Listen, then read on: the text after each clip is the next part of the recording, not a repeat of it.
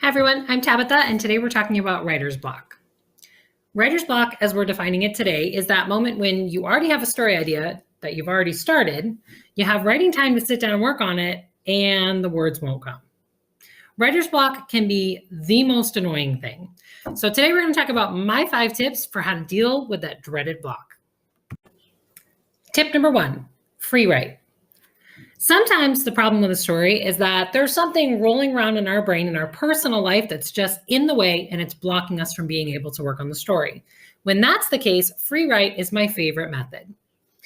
You're going to get your writing tools, either a blank piece of paper and something to write with, or a computer with a blank document. Then you're going to set a timer for 20 minutes.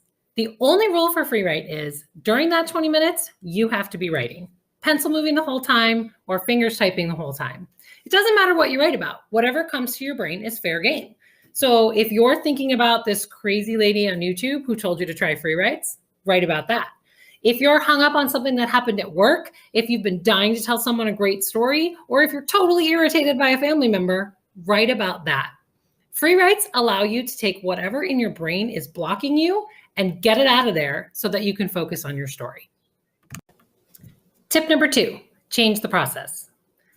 As writers, sometimes we get really hung up on our own personal writing style.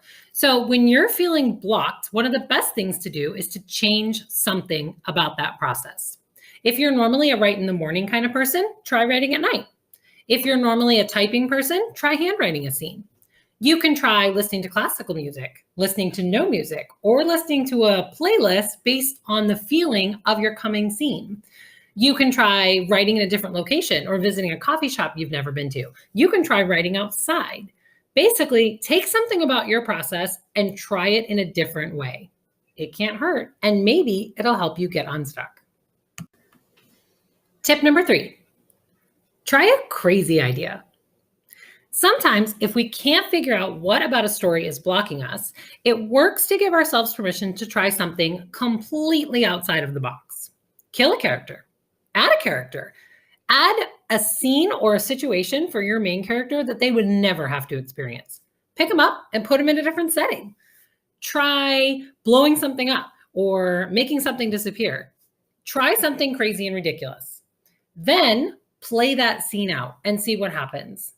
Sometimes putting our character in their world and writing about it helps us find the passion for that character again. And who knows? Maybe you'll even like the crazy thing you tried more than you thought you would and keep some of it. Tip number 4, talk it out. This is where having a support group or a writer's group can really come in handy. Find another writer and talk to them about your project. Talk about your story up until now. Talk about the point where you got stuck. Talk about your vision for the future.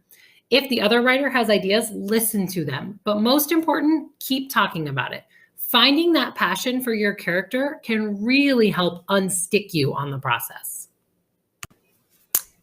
Tip number 5, change projects.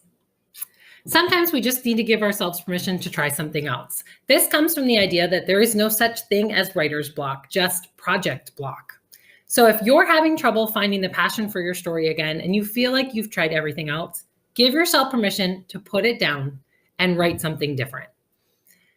Later on, hopefully, when you come back to that story, maybe you'll read it and figure out what it was that was blocking you about the story in the first place.